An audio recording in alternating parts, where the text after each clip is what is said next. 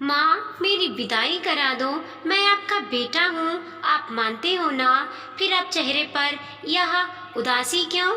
मैं आ गया, पापा को कुछ नहीं होगा, कहते हुए रुद्र ने सविता का हाथ अपने हाथ में ले ढंढास बांधाया। मैं अभी डॉक्टर से मिल कर आता हूँ, कहते हुए पूर्णिया को सविता के साथ बैठा वहां से चला गया। सविता जी को याद आई वह घटना जब 5 साल पहले रुद्र ने ऐसा ही कहा था। जीवन की वो यादगार अविस्मरणीय पल जब रुद्र सविता के हाथों को अपने हाथ में ले बोला था, मैं आपका बेटा हूँ, आप मानते हो या नहीं? रोती सविता के चेहरे पर उस वक्त मुस्कान आ गई थी। आंसू पोंछते हाँ में सिर हिलाया। तो फिर रोना बंद कर दीजिए, कहिए तो मैं अपनी मम्मी पापा को बोल दूं मेरी विदाई करा दे। मैं पुण्या के साथ आपके पास ही रह जाऊंगा। वहीं खड़े खड़े रुद्र तेज आवाज में अपनी माता शांति लता जी से बोला, मम्मी मेरा सूटकेस पैक करा कर भिजवा देना। पुण्या की विदाई के लिए खड़े सभी परिवारजन हंसने लगे। सभी के मायूस उदास और रोते चेहरे पर हंसी आ गई। रुद्र के खुश मिजाज स्वभाव ने सभी के दिल में अपनी जगह पहले ही बना ली थी। चलो चलो, कोई विदाई नहीं होगी, हाथ हिलाते सभी को इशारा किया रुद्र ने। जब माँ जी खुशी खुशी पुण्या को मेरे साथ भेजेंगी तभी मैं जाऊंगा, या फिर जब माँ जी को पूरी तसल्ली हो जाएगी कि मैं उनकी बेटी की देखभाल उनकी तरह ही अच्छे से कर लूँगा। फिर सविता की ओर देखते बोला, माँ जी आप भी चलिए हमारे साथ, सभी साथ में रहेंगे। रुद्र की बातों से सविता का दिल खुशी से भर गया।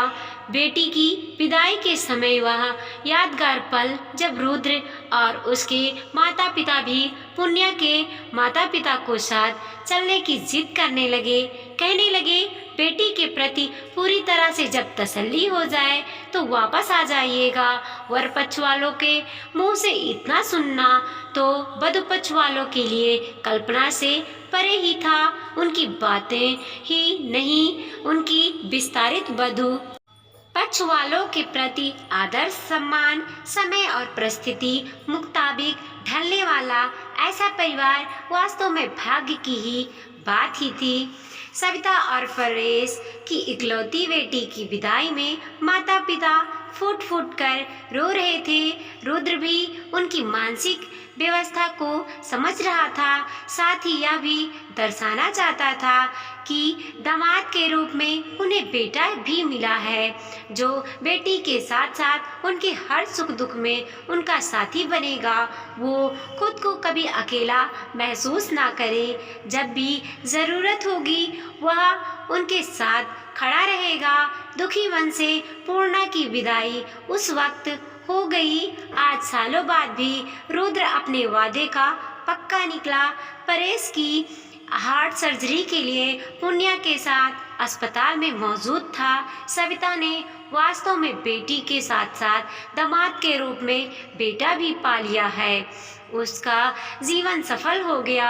अस्पताल में रुद्र ही रुकता, सविता जी को और पुण्या को घर भेज देता। सफल ऑपरेशन और डिस्चार्ज हो घर आने तक रुद्र वहीं रुका रहा। पुण्या को कुछ और दिन अपने माता पिता की सेवा के लिए छोड़ वापस अपनी कर्मस्थली आ गया। बेटों को सिर्फ अपने माता पिता के प्रति ही नहीं, अपनी पत्नी के माता पिता के प्रति भी कुछ कर्तव्य होते हैं जिन्हें उन्हें निभाना चाहिए। इससे उनका स्थान पत्नी के दिल में और ऊंचा हो जाता है। बड़ों का आशीर्वाद और शुभकामनाएं भी प्राप्त होती हैं। छल कंचन की शादी पास के ही गांव के सबसे बड़े जमींदार के बड़े बेटे श्यामल के साथ संपन्न हुआ। कंचन बड़े प्यार और शान से पली बड़ी थी। मायके हर तरह से संपन्न था। नौकर चाकर सुख सुविधा में भी कभी कोई कमी नहीं रही। पढ़ी लिखी नए ख्यालात वाली कंचन का विवाह पुराने विचारधारा के श्यामल के साथ हो गया। शादी के बाद कंचन ससुराल आ गई। ससुराल का राख रखाव देखकर कंचन को पहले दिन ही झटका लगा। शौचालय जाने के लिए बड़े से आंगन पार करने में उसे बहुत विचित्र और रहन सहन बहुत मोटा लगा। थकी हारी कंचन रात को बिस्तर पर जाते ही पति के रूम में आने से पहले ही सो गई।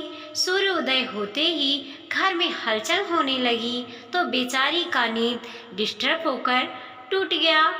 पति से पता चला घर में सभी सुबह जल्दी ही उठते हैं। कंचन फिर उठकर बैठ गई और सुबह की चाय का इंतजार करने लगी। काफी इंतजार के बाद पर्दे से बाहर झांका तो देखी सभी अपने काम या गप में मगन हैं। किसी को इसकी परवाह ही नहीं। लगभग 2 घंटे बीत जाने के बाद नई दुल्हन से मिलने एक छोटी सी बच्ची आई तो कंचन को जान में जान आया। उसे भेज श्यामल को बुलाई। पति से चाय मांगी तो श्यामल पहले हड़बड़ा गया पर कंचन के तेवर देख भेजता हूँ कहकर बाहर आ गया।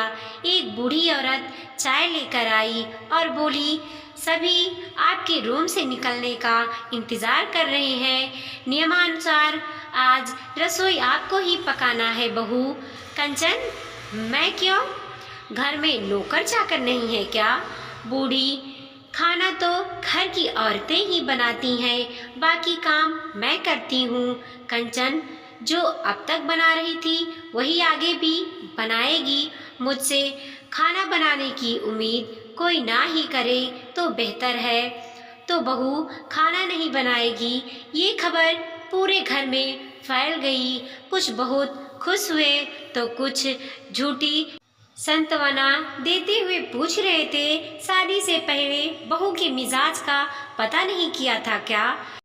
श्यामल सोचा जाकर पत्नी को समझाए। कंचन पलंग पर लेटी लेटी अपना सर दबा रही थी। पूछने पर पता चला उसके सर में दर्द है। श्यामल कुछ बोलता उससे पहले ही कंचन बोली, भूख लगी है, नाश्ता बन गया क्या? श्यामल, नाश्ता तो तुम्हें ही बनाना है, यही हमारे घर का रिवाज है। सभी बहू के हाथों से बना हुआ खाना का इंतजार कर रहे हैं। कंचन, ये क्या बात हुई? बहू के कदम पड़ते ही उसे किचन में झोंक दो। मुझसे कुछ पकाना नहीं आता है और मैं इस गर्मी में किचन में कदम भी नहीं रखने वाली। घर का खाना श्यामल की माँ ही बनाई और सभी को प्रेम पूर्वक खिलाई। दोपहर तक सभी सगे संबंधी चले गए। शाम को बहू ने बूढ़ी को भेज सिर्फ अपने लिए समोसा, ठंडा और आइसक्रीम मंगवा ली।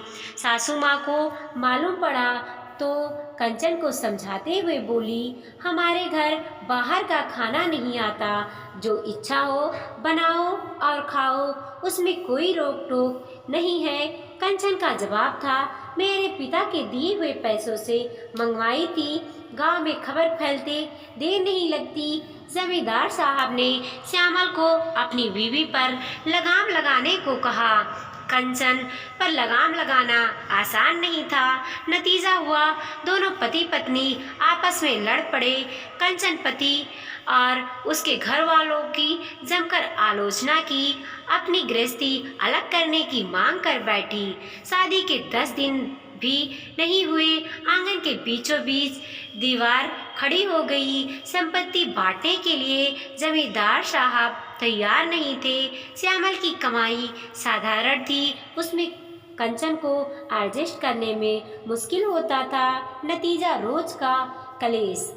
श्यामल सुबह खाना बनाकर काम पर जाता और शाम को आने के बाद फिर घर के कामों में जुट जाता। कंचन संपत्ति बांटने के लिए रोज झगड़ा करती पर जमींदार साहब एक ना सुनते।